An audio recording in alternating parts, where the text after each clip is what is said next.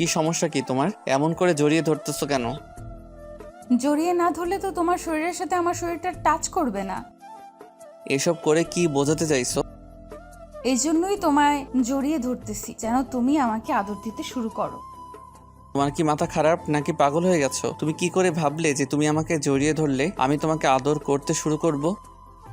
কেন তুমি না বলতে? তুমি যতবার আমার কাছে আসো আমার স্মেলটা তোমাকে পাগল করে দেয়, তোমাকে আদর করতে বাধ্য করে, তাহলে এখন কেন করতে পারবে না?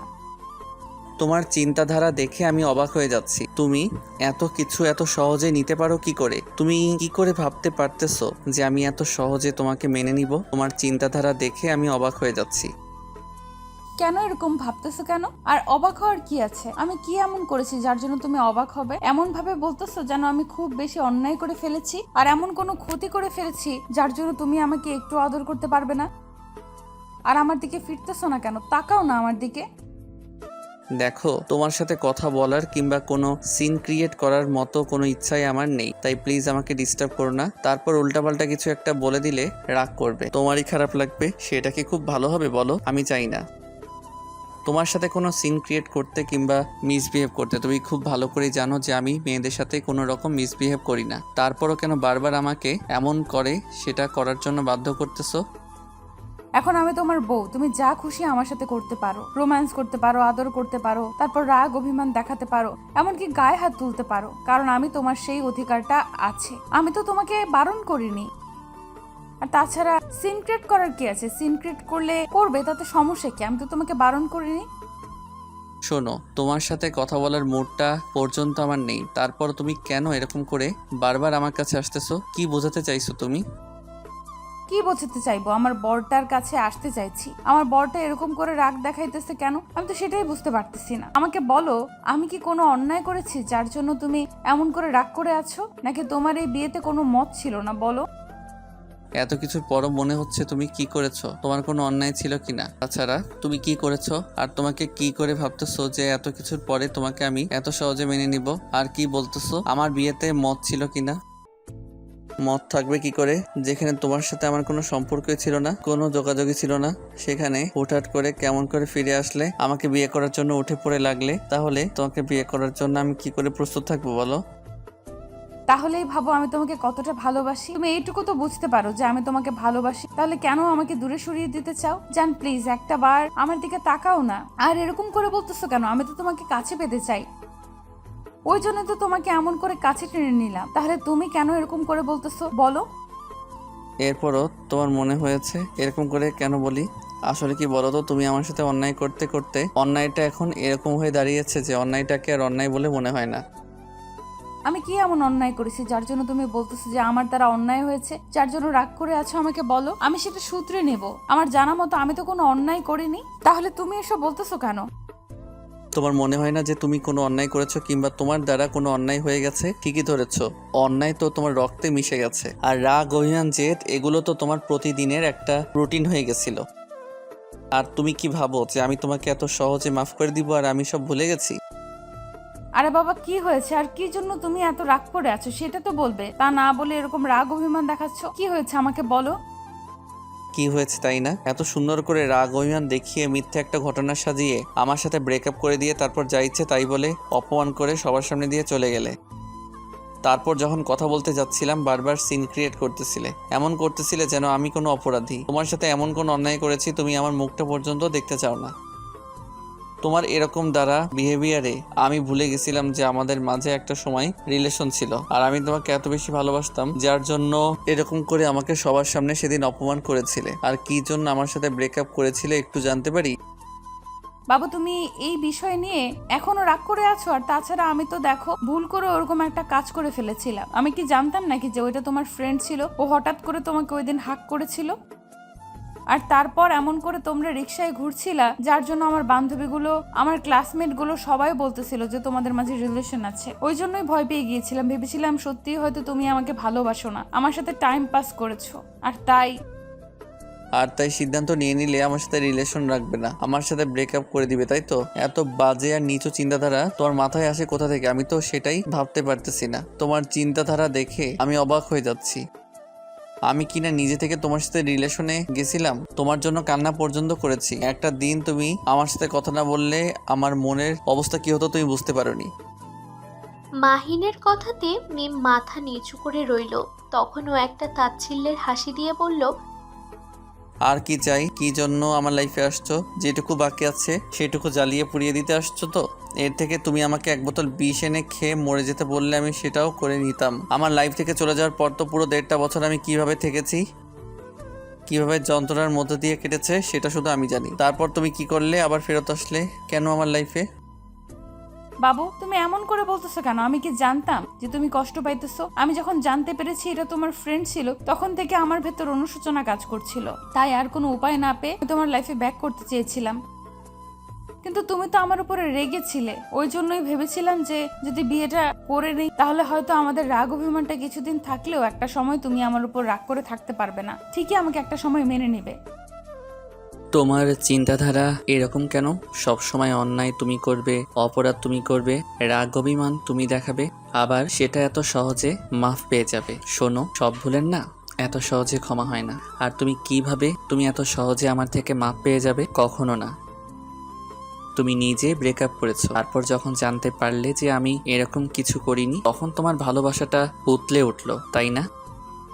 বাবু আমি তো এমন করতে চাইনি, কিন্তু দেখো এরকমটা আমার দ্বারা হয়ে গেছে। তাছাড়া আমি ভুল করেছি, আমি তো ভুল করে এরকম একটা কাজ করে ফেলেছি। তার জন্য তুমি আমাকে প্লিজ মাফ করে দাও। ব্যাস, এনাফ।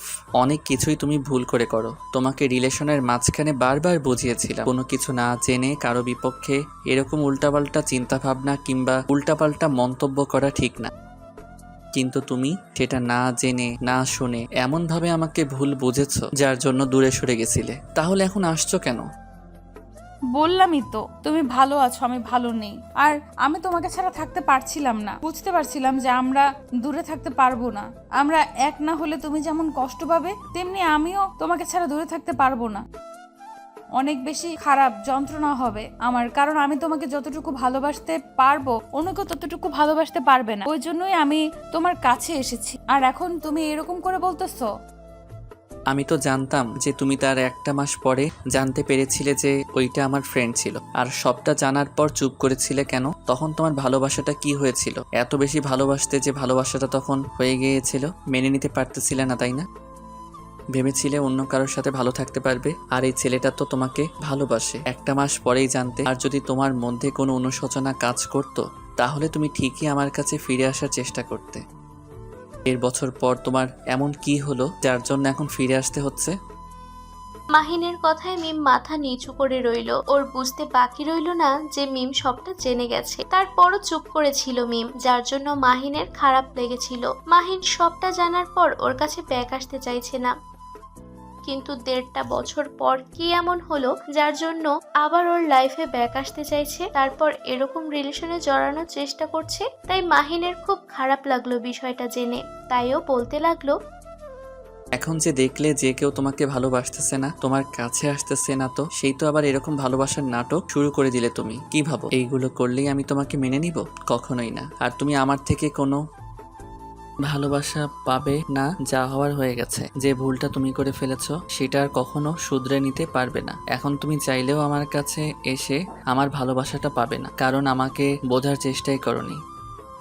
আর 1.5 বছর পর যখন দেখলে তোমাকে কেউ ভালোবাসবে না, আমার থেকে বেটার কোনো অপশন তুমি পাচ্ছ না, তখন তোমার ভালোবাসাটা উপরে উঠলো, তাই না?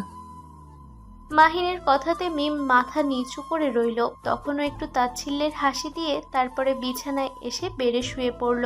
তখন মিম দাঁড়িয়ে দাঁড়িয়ে ভাবতে লাগলো, ওদের রিলেশনের সময়টা কত সুন্দর ছিল। তার উপরে যখন রিলেশনে ছিল, মাহিন মিমের জন্য প্রচন্ড পরিমাণে পাগল ছিল। যখন যেটা বলতো সেটাই করত, কিন্তু মিম হুটহাট করে ওর সাথে রিলেশনটা ব্রেকআপ করে দেয়। আর তারপর থেকে মাহিন একটা সপ্তাহ কথা বলার চেষ্টা করত। তারপর মিম এমনভাবে অপমান করেছিল যার জন্য পরবর্তীতে আর ওর সামনে যেত না বলে দিয়েছিল, আর কখনো সামনে আসবে না। আর এমন করে মাহিনকেও অপমান করে দূরে সরিয়ে দিয়েছিল, যার জন্য মাহিন অনেক বেশি কষ্ট পেত। ভেবে নিয়েছিল আর কখনো কাউকে ভালোবাসবে না।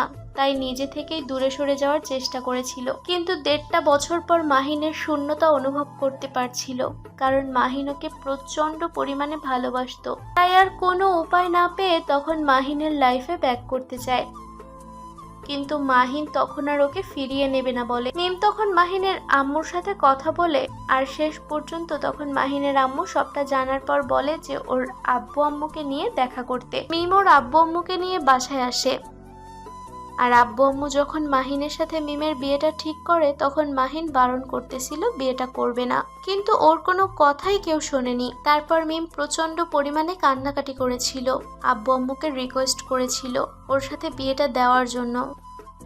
তখন আব্বু আম্মু ভাবে যে একটা সময় হয়তো ওদের মান অভিমান কেটে গেলে ওরা ভালো থাকবে, কিন্তু মাহিন অনেক বেশি রেগে আছে, তাই এখন আর ওকে মেনে নিতে চাইছে না। তো মিম বেশ কিছুক্ষণ চোখের পানি ফেলে তারপর এসে মাহিনের পাশে শুয়ে পড়লো, তারপর ওকে জড়িয়ে পেছন থেকে চাপটে জড়িয়ে ধরলো। তখন মাহিন নিজেকে ছাড়িয়ে নেওয়ার চেষ্টা করলে মিম ওর বুকে গুজে দিয়ে বলতে লাগলো, যত পারো কষ্ট দাও, যত পারো কাঁদাও, তারপরও এরকম করে ইগনোর করো না। তুমি জানো আমি তোমার ইগনোরটা নিতে পারি না, আর তুমি তো আগে থেকেই জানতে যে আমি একটু উল্টাপাল্টা কাজ করে ফেলি, তাহলে তুমি আমাকে কেন এরকম মেনে নিতে পারতেছো না? তাছাড়া তোমার কাছে রেখে যত পারো কষ্ট দাও, তারপরও আমাকে এইভাবে দূরে সরিয়ে দিও না প্লিজ। দেখো, আর কখনো ভালোবাসাটা পাবে না। যে ভালোবাসাটা একবার হারিয়ে ফেলেছো, মানুষের লাইফে কিছু কিছু জিনিস একবারই আসে যেগুলো সবসময় পাওয়া সম্ভব না, আর তুমি আমাকে এমনভাবে হারিয়েছো যেটা আর কখনো তুমি ফেরত পাবে না। আমি জানি তুমি এখনো আমাকে ভালোবাসো, মিথ্যা বলো না প্লিজ। আমি তোমার ভালোবাসাটা না পেলে থাকতে পারবো না, প্লিজ এরকম পাগলামি করো না। তুমি তো খুব ভালো করে জানো আমি তোমাকে কতটা ভালোবাসি। যদি তারপরও এরকম পাগলামি করতে থাকো তাহলে কিন্তু আমি অনেক বেশি কষ্ট পাবো, আর আমাকে কষ্ট দিয়ে তুমি ভালো থাকতে পারবে বলো? আমি তো জানি তুমি আমাকে কত বেশি ভালোবাসো, তাই প্লিজ আমাকে এমন করে কষ্ট দিও না। কষ্ট আমি তোমাকে দেইনি, তুমি নিজে থেকে পেয়েছো, তাহলে আমি কষ্ট দিব কিভাবে? তাই দেখো, এসব বলে কোনো লাভ হবে না। তুমি তোমার মতো থাকো আর আমাকে আমার মতো থাকতে দাও। ভুলেও বারবার আমার কাছে এসে আমাকে এমন করে ডিস্টার্ব করবে না। যদি করতে থাকো তাহলে কিন্তু আমার থেকে খারাপ আর কেউ হবে না। তারপর উল্টাপাল্টা কিছু একটা বলে দিলে তখন তোমারই খারাপ লাগবে। বললাম তো যা ইচ্ছে তাই করো, তারপরও এমন করে কষ্ট দিও না। তুমি তো জানো আমি তোমাকে কত বেশি ভালোবাসি, তুমি আমার কান্নাটা সহ্য করতে পারবে না সেটা আমি খুব ভালো করেই জানি, আর এখনো তুমি আমাকে কতটা ভালোবাসো সেটা আর আমার জানতে বাকি নেই। তাই প্লিজ কলিজা, এমন করে আমাকে দূরে সরিয়ে দিও না। আমি কিন্তু তোমাকে ছাড়া থাকতে পারবো না, সত্যিই মরে যাব। তোমার যা খুশি তাই করো, তারপরও এরকম নাটক করো না। তোমার এই নাটকটা আমার আর সহ্য হচ্ছে না। আমি চাই না তোমার এই নাটক দেখতে। প্লিজ এই নাটকটা আমাকে আর অন্তত করে দেখিও না। অনেক দেখিয়েছো, তোমার এই নাটক দেখতে দেখতে বোর হয়ে গেছি। মাহিনের কথা শুনে মিম ফুপিয়ে কান্না করতে লাগলো। একটা সময় মাহিন ওকে ভালোবেসে বুকে জড়িয়ে নিচ্ছিল না, তখন মিম ফুপিয়ে কান্না করে বলতে লাগলো, আমাকে ছাড়া থাকতে পারবে তো? তাহলে আমি চলে যাব, তোমাকে ছেড়ে দূরে যাব, একেবারে লাইফ থেকে চলে যাব, যেখান থেকে আর ফিরে আসা যায় না।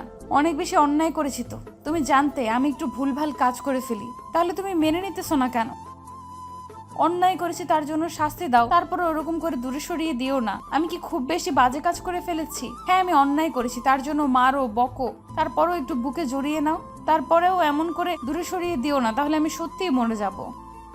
মিম কথাটা বলে শেষ করতে পারলো না, তার আগে মাহিন ওকে বুকের সাথে শক্ত করে জড়িয়ে ধরে কান্না করে দিয়ে বলতে লাগলো, এই একটা কথা যদি আরেকবার মুখ দিয়ে বের হয় না তাহলে কিন্তু আমি তোমাকে মেরে ফেলবো। তোমার সাহস কি করে হয় মরার কথা বলতে? তাহলে কষ্ট দিতেছো কেন? তুমি জানো তোমাকে ছাড়া আমি থাকতে পারি না, তারপর এরকম করো কেন? এতদিনের জমানো রাগ কি করে এত সহজে কমে যাবে বলো? আর কম কষ্ট দিয়েছো তুমি আমাকে। কষ্ট দিব না বলেই তো এত বেশি ভালোবাসি এখনো। I love you. I love you too. আমাদের দেয়া গল্পটি যদি আপনাদের ভালো লেগে থাকে তাহলে একটি লাইক করুন। আরও নতুন নতুন গল্প পেতে চ্যানেলটি সাবস্ক্রাইব করে বন্ধু হয়ে আমাদের পাশে থাকুন। ধন্যবাদ সবাইকে।